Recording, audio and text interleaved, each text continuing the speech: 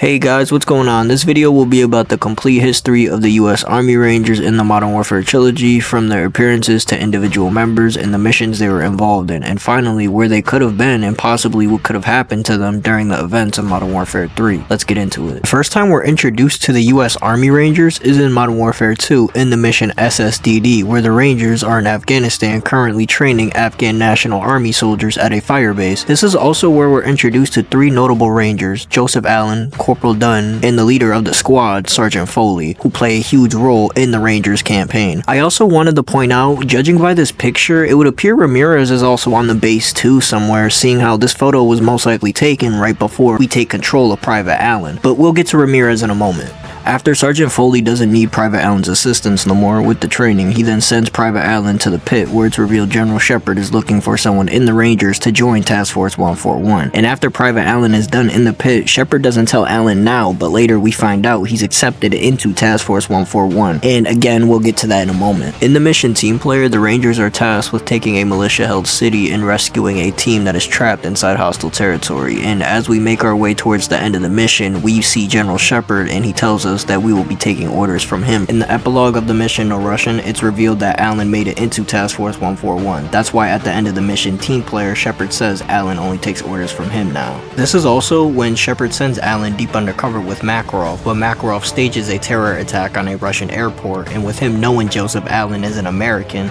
the terror attack is completed. Then Makarov shoots and kills Allen, leaving his body to be found by the Russians and starting World War III.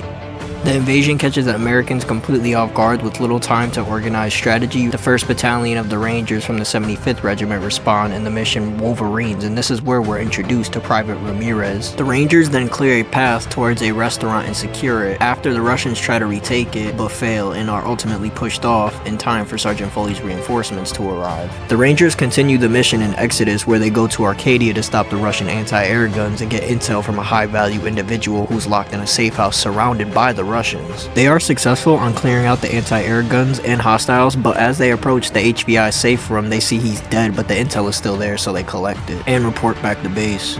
We don't see them again until the mission Of Their Own Accord, when elements of the US Army, including the 75th Ranger Regiment, are recuperating in an evacuation center. The site then becomes under attack by the Russians that are advancing into Washington, and Foley and his squad must destroy SAM sites, and as they are doing that, they are shot down, and Ramirez wakes up to his squad surrounded by Russian forces. It looks like all hope is lost when Private Wade hands us our gun and he is shot and killed. This is also when Corporal Dunn is shot, but he survives. Then all of a sudden, a nuke exploded over Washington, D.C., sending an EMP pulse to all electronics, knocking out all Russian equipment, allowing the Rangers to regroup. In the mission Whiskey Hotel, from the bunker, the team emerges onto the south lawn of the White House and meets up with Colonel Marshall, who comes up with a plan to retake the White House. Then they realize the government thinks Washington has been lost and is prepared to do airstrikes, so the Rangers fight through Whiskey Hotel, eventually ending up retaking it and signaling to the fighter jets to cancel the strikes as they recaptured it. Now it's time to talk about who's in this picture, who is dead and who's alive. I'm not going to talk about the Task Force 141 members in the picture because this video is not about them, plus we already know anyways.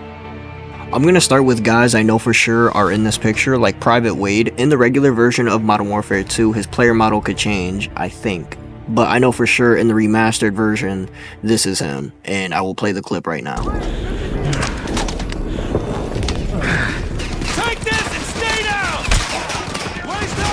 We also hear Foley and Dunn say his name a good amount of times, and I only say that because with a lot of characters that don't matter or background characters, most of the time they don't get called by their names, or at least as much as Foley and Dunn said Wade's name. So yeah, basically this is really like a guarantee that this is him in this picture.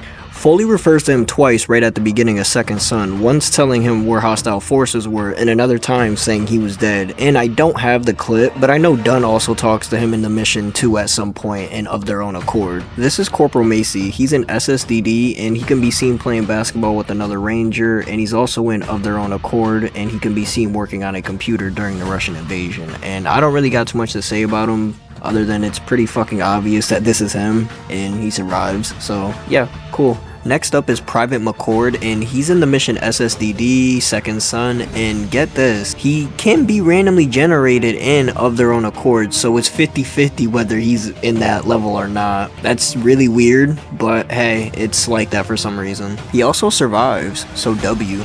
This is obviously supposed to be James Ramirez, aka Mr. Save America himself. I don't think I need to go too deep into him, but I just thought it was cool how there's low-key a canonical picture of him now, so yeah.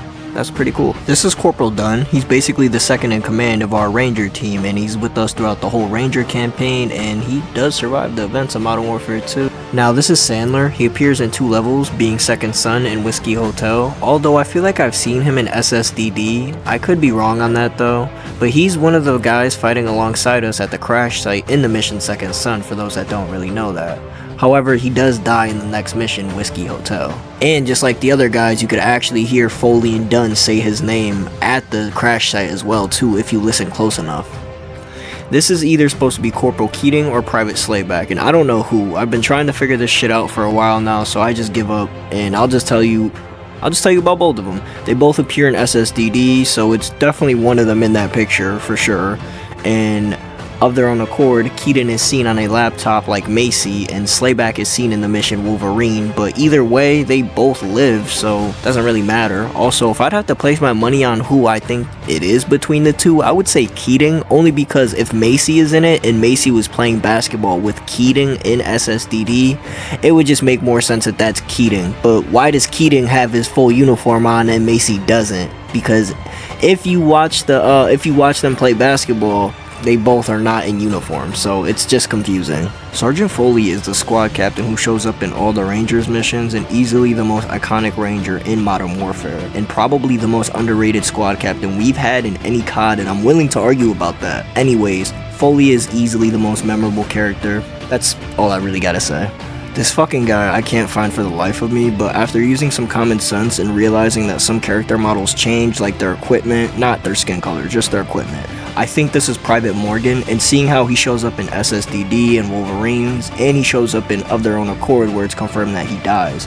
Another reason why I think this is him is this guy looks like he carries heavy equipment, or he just carries a heavy ass gun, if I'm being honest, and Morgan's the only one in the Rangers team that is the heavy machine gunner, so this literally like has to be him, I feel like. After years, we finally know who's in this picture, and this is pretty satisfying to be honest, and really puts a nice bow on things. And if I'm being honest, after doing more research, a lot of these guys are randomly generated in a lot of the Ranger missions. Not Sergeant Foley, Ramirez, or Dunn, of course, but I mean literally every other Ranger could be randomly generated in like any other random Ranger mission, which is pretty weird to be honest, but Infinity Ward just did that, I guess. But other than that, we finally know who's in this picture after all these years, so that's really cool. We're going to get into Modern Warfare 3, where the US Army Rangers are participating in the Battle of New York in World War 3 in the mission Black Tuesday, and we only see them in the beginning of the mission, and it's no one notable, but we do see Corporal Southsea in Blackjack Actual. Rangers are then assigned as a QRF, or Quick Reaction Force, for Team Metal in the mission Bag and Drag.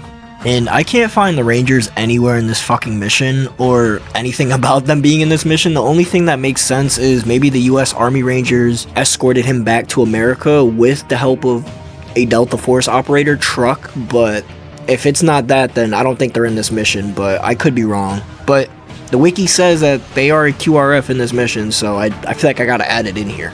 Found it. They're actually a QRF in the mission Iron Lady, but I guess technically you could say they are QRF in Bag and Drag too. They then appear in the mission Goalpost, where they play a much larger role assisting Delta in the hostage situation involving the Vice President in Hamburg, Germany. And there's no one of note from Modern Warfare 2, just all random NPCs, but this kinda does conclude the Rangers story in the Modern Warfare franchise. Before I wrap things up, I kinda wanna get some things off my chest. It just doesn't make sense to me how everyone in the bottom section of this picture has a changeable player model. Like, do you know how hard it was for me to find out who these guys are?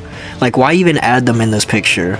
I also don't like how a lot of these guys can be randomly generated in other Rangers missions like Wolverines or Of Their Own Accord. It kinda feels like there's no real continuity around them. And finally, what the fuck happened in Modern Warfare 3? There's like nothing for the Rangers. Yeah, we get to see their nice uniforms, they do show up and actively help us, but no one notable from Modern Warfare 2. We don't hear no voice lines, we don't even really see Delta and the Rangers interact a lot. I kind of just feel like it's dumb and they really missed the opportunity on this, so it's really 0 for 2, and that's really all I gotta say. This has been the complete history of the US Army Rangers in the Modern Warfare trilogy. Thank you so much for watching.